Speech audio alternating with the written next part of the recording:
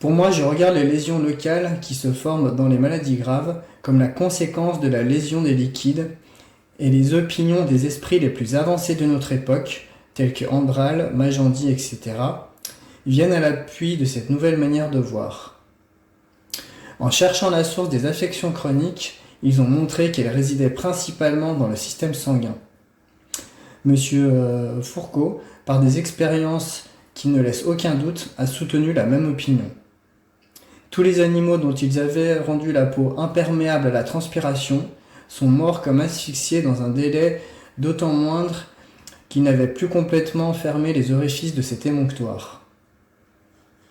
La transpiration cutanée est donc une fonction bien importante, puisque supprimée en totalité, elle amène la mort, et que supprimée en partie, elle donne lieu à une altération du sang et conséquemment à de graves maladies. Mais elle n'est pas la seule cause de l'altération du sang. Outre les virus ou venins, alors en fait ici on parle de virus, mais il faut bien comprendre que c'est pas du tout la définition actuelle et le concept du mot virus qui serait un agent pathogène extérieur. Avant en fait il fallait traduire le mot virus par poison. C'est-à-dire qu'en fait ils considéraient que en fait les humeurs, si elles n'étaient pas régulièrement nettoyées, comme le sang, en fait ils pouvaient s'empoisonner, et c'est en fait ce poison qui circule dans les humeurs qui désignait par le terme de virus. Donc je reprends. Outre les virus ou venins qui peuvent l'infecter, une nourriture insuffisante ou de mauvaise qualité, en donnant en trop faible proportion les sucs destinés à réparer les pertes de l'économie, conduisent également à l'altération de ce liquide. Connaissant les fonctions intimes du poumon, la délicatesse de cet organe et ses sympathies avec la peau, il est facile de remonter aux causes probables de ces affections. Le poumon, en effet, est l'organe de la sanguification. C'est dans l'intérieur de sa trame organique que se complète la digestion. C'est là seulement que le sang chargé des principes fournis par les aliments acquiert les qualités nécessaires à la nutrition de tous les organes. Quelle doit être alors sur le poumon l'action d'un sang altéré, d'un sang qui contient des éléments propres au développement des tubercules? Comment agira la suppression de la transpiration cutanée? Quelle sera son action spéciale sur le sang? Et comment pourra-t-elle amener la phtisie pulmonaire? Je considère la sueur répercutée et rentrant dans le torrent circulatoire comme un corps étranger qui introduit dans le sang des sels dont l'excès se dépose à la surface pulmonaire dans l'acte de l'hématose et devient dans cet organe un principe de tuberculisation. J'ai pris pour exemple la suppression de la transpiration cutanée parce qu'elle est une des causes les plus générales des maladies chroniques et surtout la phtisie. En effet, c'est par la diminution de l'activité de cette fonction ou par sa suppression momentanée qu'on explique la part des lieux bas et humides dans la production des affections chroniques, et surtout de la phtisie pulmonaire. Il est clair que le froid resserre les pores de tout le corps, que l'humidité de l'air doit s'opposer à l'évaporation de la sueur et conséquemment ralentir les fonctions de la peau et devenir la source d'un grand nombre d'affections. Je me suis convaincu de cette vérité dans mes voyages en Hollande, en Angleterre et dans de nombreux pays brumeux et humides. Qui n'a ressenti en visitant Londres les effets débilitants de son humide atmosphère? Qui ne s'est plaint des variations subites de sa température? Qui n'a éprouvé sur les yeux, le nez et la gorge les effets irritants de ces brouillards épais? Aussi, la phtisie et des scrofules y sont-elles plus fréquentes qu'au temps de Sidémen? Si malgré l'assainissement de ces rues, la multiplicité de ces canaux et de ces fontaines, la beauté, la propreté et la régularité de ces constructions, malgré les progrès de l'hygiène qui tendent sous les jours à diminuer les causes, les maladies se sont multipliées. Quelle sera la cause de ce résultat si peu favorable, si ce n'est le défaut de principe de ceux qui en ont dicté les médications et l'ignorance de la véritable cause et de la nature de ces affections? C'est encore à l'influence de la suppression de la matière transpirable qui est due la fréquence de la phtisie dans certaines professions. C'est moins à la poussière qu'ils respirent qu'à la répercussion de la transpiration et à ses funestes conséquences que les boulangers doivent la phtisie qui les atteint si souvent dans leur état pénible, faiblement couverts et leur corps en sueur. Ne s'expose-t-il pas à chaque instant aux variations subites de la température ? La cause prochaine qui doit donner lieu au développement des tubercules réside donc dans le sang. Le bon sens répugne à admettre leur production spontanée dans les poumons. Autant vaudrait admettre un effet sans cause. Il faut nécessairement que l'élément y ait été apporté par quelques-uns des fluides de l'économie. Donc là, il fait référence toujours aux humeurs dans le sang. Et quelques autres fluides que le sang, à qui cet organe fait subir de si importantes modifications, auraient pu produire ce résultat. Il suffit d'avoir les plus légères notions en médecine pour comprendre que de nouvelles observations faites d'après la nature des causes de cette affection ont dû me donner des vues nouvelles et plus étendues, rendre mon traitement plus rationnel et me conduire à la solution d'une question des plus importantes pour la médecine pratique. Alors ensuite, un peu plus loin dans l'ouvrage, il va nous en dire un peu plus sur ce qu'il considère comme l'origine, le déclencheur de la phtisie, donc tuberculose. Car ce n'est pas tant le froid qu'il faut redouter qu'un refroidissement subi au moment où la peau est ouverte à la transpiration, car un grand nombre de graves affections ne reconnaissent pas d'autre cause. Les vêtements doivent varier selon le climat et la température des saisons. Dans les pays et les saisons, la température est très élevée et uniforme. On doit, afin de favoriser la libre circulation de l'air, porter des vêtements très larges de toile ou de coton. Mais si les changements sont fréquents, si des vents froids et humides succèdent tout à coup à une grande chaleur, il faut alors adopter les tissus de laine qui s'opposent à la déperdition de notre chaleur propre et n'absorbent pas celle du dehors parce qu'ils sont mauvais et conducteurs du calorique. Les vêtements doivent alors être plus étroits afin de ne pas livrer passage à un air froid et glacé. Les personnes atteintes de phtisie ou celles qui sont prédisposées doivent se couvrir de flanelle de la tête aux pieds et dans toutes les saisons. Changer de vêtements aussitôt que ceux qu'elles portent seront mouillés par la sueur et la transpiration. Elles doivent éviter avec le plus grand soin le froid et l'humidité, surtout des pieds, et ne se découvrir que lorsque la chaleur est définitivement fixée, et qu'elles n'auront plus à redouter les perturbations atmosphériques. Et donc ensuite il précise, le climat le plus favorable aux phtisiques est celui où la température est la plus uniforme, où le thermomètre subit le moins de variations. La phtisie se développe en raison directe de l'abaissement de la température et en raison inverse de son élévation. Mais sa fréquence est plus en proportion de ses variations brusques ou irrégulières qu'en proportion de son degré. Alors ensuite, on va se rendre à la page 45 du PDF où il va nous parler de la cause de la catarrhe, qui en fait donc c'est la grippe, un rhume. Et en fait, pour lui, la cause, elle est la même parce qu'en fait, il considère que la tuberculose, c'est simplement un rhume non soigné. Et donc là, il nous dit, tout le monde sait aussi que l'humeur de la transpiration, lentement ou brusquement répercutée de l'extérieur à l'intérieur, soit par le froid, soit par l'humidité, attire le sang et devient la cause fréquente de la catarrhe, de l'asthme convulsif et de toutes les affections graves de l'organe pulmonaire. Et donc un peu plus loin, donc page 274, donc en complément, il nous dit les causes principales du catarrhe pulmonaire aigu, vulgairement appelé rhume, sont le refroidissement subi de quelques parties du corps, spécialement de la poitrine et de la plante des pieds, un air froid et humide, le dégel, l'ingestion de boissons glacées dans l'estomac, surtout lorsque le corps est en sueur, l'inspiration des vapeurs irritantes, etc.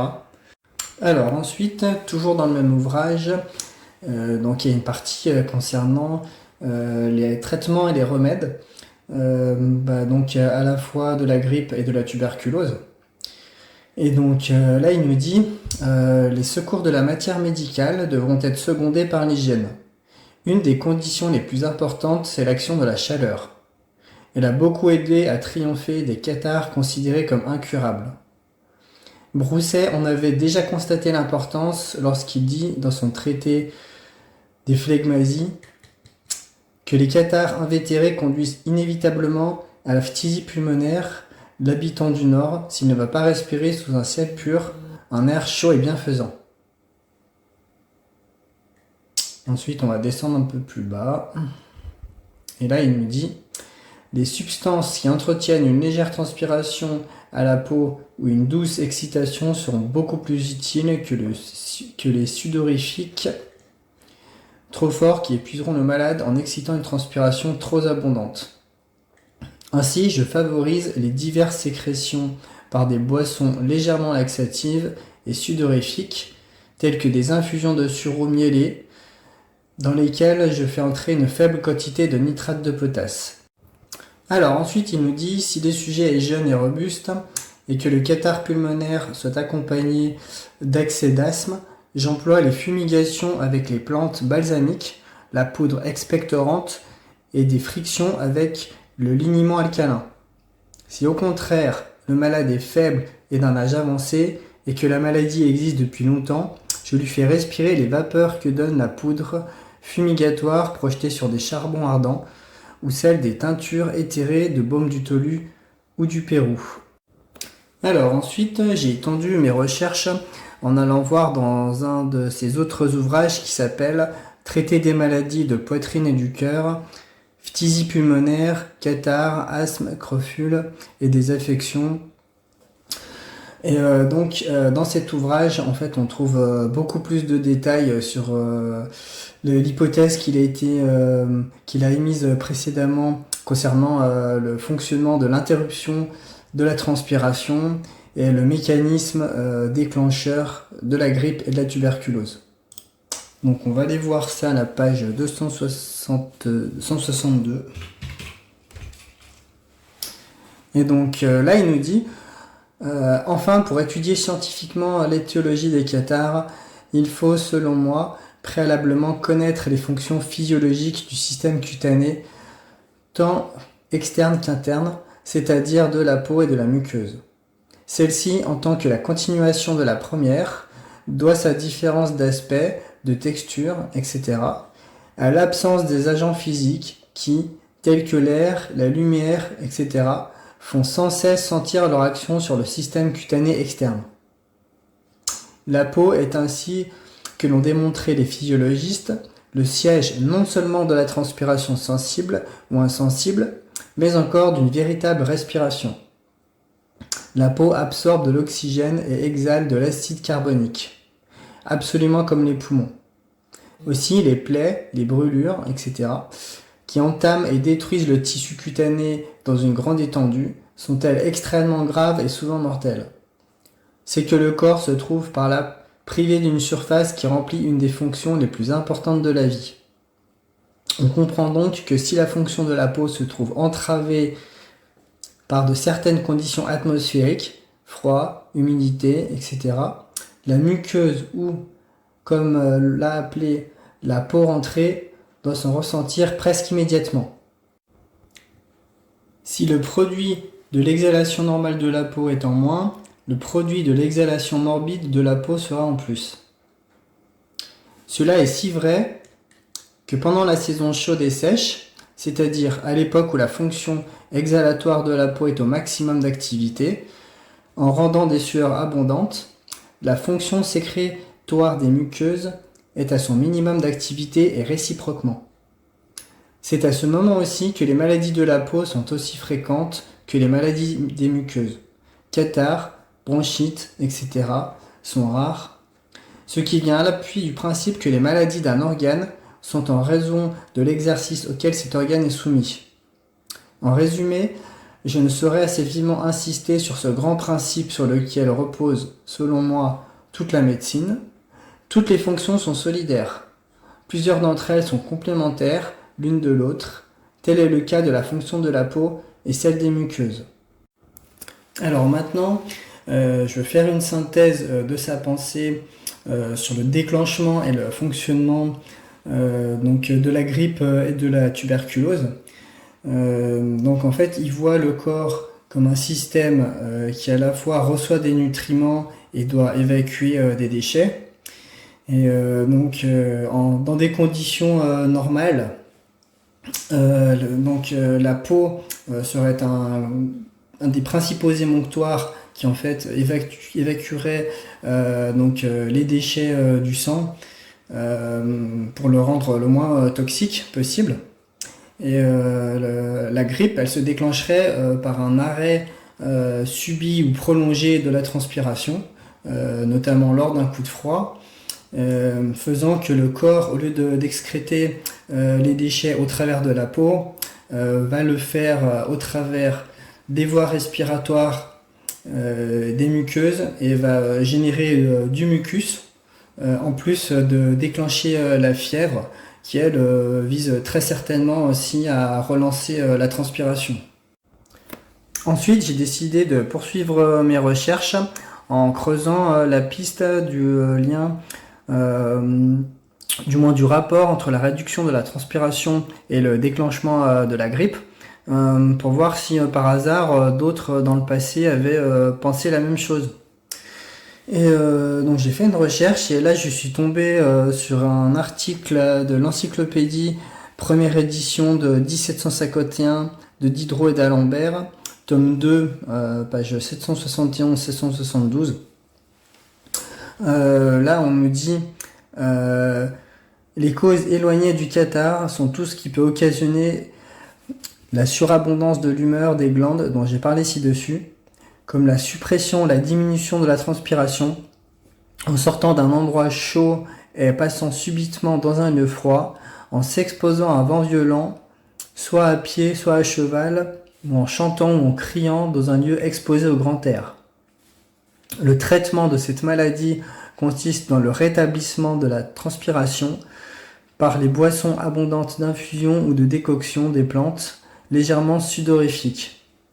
La boisson abondante d'eau tiède suffit quelquefois pour parvenir à ce but. On y mêle cependant quelques cuillerées de sirop, comme celui de capillaire, de guimauve et autres de cette espèce. Alors, nous voilà arrivés au terme de cette vidéo. J'espère que le partage de ces recherches vous auront plu. Donc on a vu l'ancienne manière de concevoir la grippe au moins entre 1750 et 1850. Avant la théorie des germes qui était formulée à partir des années 1880 et qui s'est poursuivie avec le développement de la virologie. Pour rappel, la conception actuelle de virus en lien avec la découverte de l'ADN date de l'année 1953. Et ce qu'il faut bien intégrer également, c'est que le système immunitaire, c'est simplement une vue de l'esprit.